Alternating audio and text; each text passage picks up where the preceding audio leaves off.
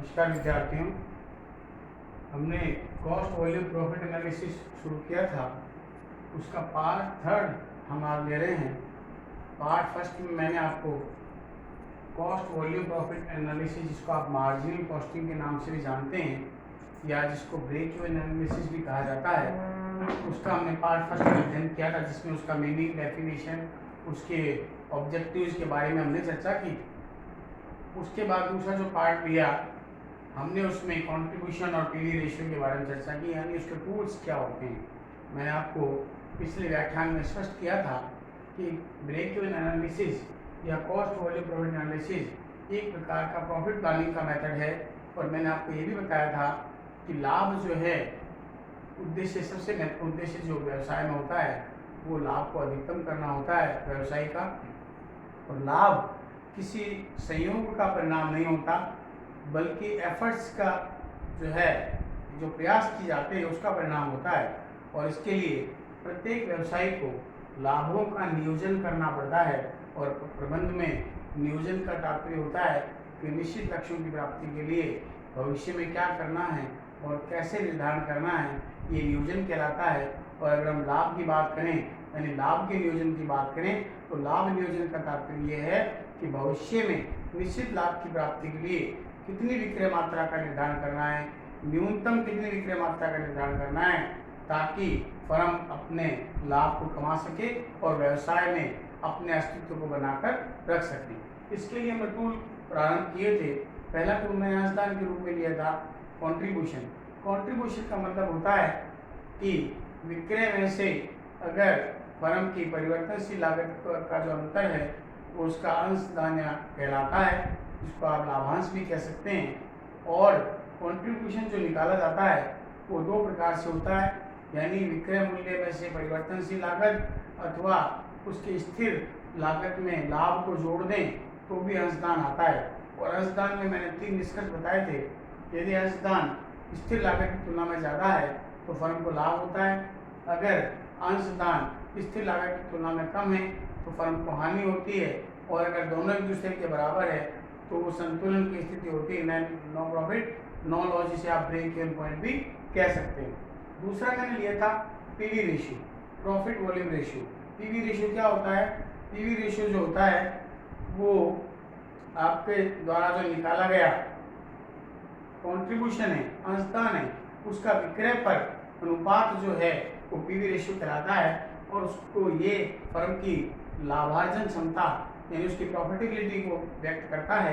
और इसको निकालने का तरीका मैंने बताया था आपको, C upon contribution minus V upon sales गुणा 100, यानी इस प्रकार से आप इसको निकाल सकते हैं, यानी contribution upon sales multiply by 100 करके निकाल सकते हैं, या अपन F plus P upon sales गुणा 100 करके भी इसको निकाला जा सकता है। और मैंने दूसरा तरीका भी बताया था आपको कि यदि दो अवधियों का लाभ अथवा हानि या दो अवधियों के साथ में विक्रय मात्रा अगर आपको दे रखा है, विक्रय मूल्य दे रखा है, तो उसका फॉर्मूला हमारा होता है incremental profit upon incremental sales multiply by 100 के आधार पर भी निकाला जा सकता है। और पीवी रेशियो जो है वो भी फर्म की लाभदायकता को प्रकट करता है। मैंने आपको ये भी बताया था कि पीवी रेशियो के माध्यम से आप बहुत सारे निर्णय जो है वो लिए जा सकते हैं। जैसे पीवी रेशियो के माध्यम से फर्म की लाभदायकता ज्ञात की जा सकती है, पीवी रेशियो के माध्यम से फर्म की ब्रेक इवन पॉइंट की सेल, जिस पर ऐसी विक्रय मात्रा जिस पर न फर्म को लाभ हो न फर्म को हानि हो, वो बीईपी कहलाती है, वो ज्ञात की जा सकती है। प्रॉफिट वॉल्यूम रेशियो के आधार पर फर्म की मार्जिन ऑफ सेफ्टी की गणना की जा सकती है। प्रॉफिट वॉल्यूम रेशियो के आधार पर डिजायर्ड प्रॉफिट की जो है रिक्वायर्ड सेल कितनी रहेगी उसकी गणना की जा सकती है, या रिक्वायर्ड जो है सेल्स पर कितना प्रॉफिट हो जाएगा उसकी गणना की जा सकती है। इस प्रकार या जो है पीवी रेशियो के माध्यम से विक्रय अपने के आधार पर जो है परिवर्तनशील लागत जो है उसकी गणना भी की जा सकती है। तो इस प्रकार से लाभ मात्रा जो अनुपात होता है उसके आधार पर बहुत सारे फर्म के जो लाभ संबंधी निर्णय लिए जा सकते हैं। उसी कंसर्न में हम कंटिन्यूटी में अगला जो टूल है कॉस्ट वॉल्यूम प्रॉफिट एनालिसिस का वो हम ले रहे हैं, उसको हम बीईपी बोलते हैं, ब्रेक इवन पॉइंट बोलते हैं। बीईपी क्या होती है? अगर हम शुद्ध शब्दों में कहें तो बीईपी का मतलब होता है विक्रय की वह मात्रा जिस पर फर्म को न लाभ हो और न हानि हो, उसे सम विच्छेद बिंदु कहा जाता है, यानी ब्रेक इवन पॉइंट कहा जाता है। अगर इसे देखें तो ये भी कह सकते हैं कि BEP is that point where the total revenue and total expenditure are equal to each other, यानी वो स्थिति जहां पर जो है फर्म की कुल आगम और फर्म की कुल लागत एक दूसरे के बराबर हो।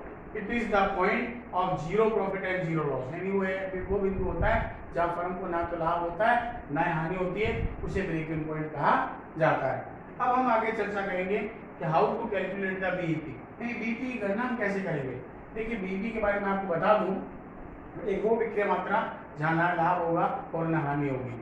तो इसको दो प्रकार से ज्ञात किया जाता है, एक इकाइयों के रूप में भी ज्ञात किया जा सकता है और एक वैल्यू के रूप में भी ज्ञात किया जाता है। इकाई के रूप में वहाँ ज्ञात किया जाता है ऐसी फर्मों के लिए जो फर्म एक ही प्रकार का प्रोडक्ट या उत्पाद बनाती है, यानी कोई ऐसी मैन्युफैक्चरिंग इंडस्ट्री है जो केवल एक ही प्रकार का, सपोज कीजिए मान लीजिए एक प्रोडक्ट ही वो बनाती है और एक तो है, उसके लिए अगर ज्ञात करना हो तो यूनिट में ज्ञात किया जाता है। और यूनिट में ज्ञात करने का जो फॉर्मूला होता है वही होता है fix cost upon contribution per unit, यानी फिक्स कॉस्ट में सी पर यूनिट का भाग दे दें या हम यूँ कह दें एस माइनस बी।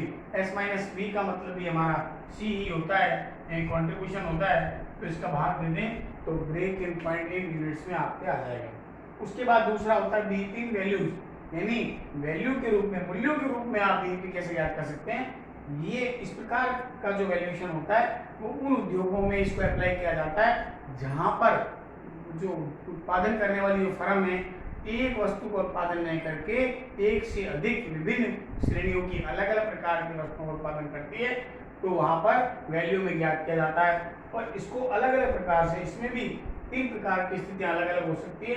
पहली स्थिति ये है कि अगर प्रॉफिट वैल्यू वॉल्यूम रेशियो दिया हुआ है, यानी लाभ विक्रय मात्रा अनुपात दिया हुआ है या लाभ मात्रा अनुपात दिया हुआ है, तो आप कैसे निकालेंगे। तो इसका फॉर्मूला होता है बीपी रूपी, यानी वैल्यू के रूप में is equal to F upon PV ratio, यानी यूँ कह दें फिक्स कॉस्ट में अगर आप पीवी रेशियो का भाग दे दें तो जो है आपकी ब्रेक इवन की जो सेल है वो रुपीज में आ जाएगी। फॉर एग्जाम्पल 1000 रुपये आपके फिक्स कॉस्ट है और अगर 20% आपका पीवी रेशियो है तो इसका तात्पर्य हो जाएगा 1000 गुणा 100/20।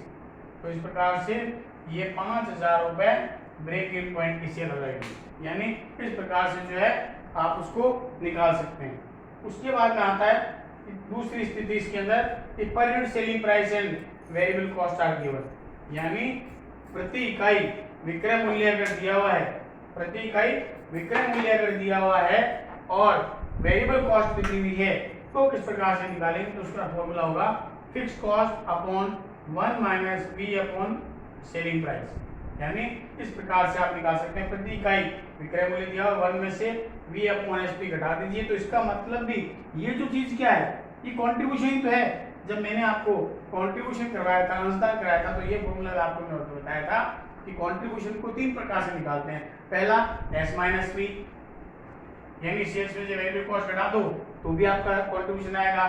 एफ प्लस पी कर दोगे जो है तब भी आपका कॉन्ट्रीब्यूशन आएगा। इसका तात्पर्य होता है S minus B equal to F plus P होता है, हमेशा ध्यान रखिएगा इस प्रकार से।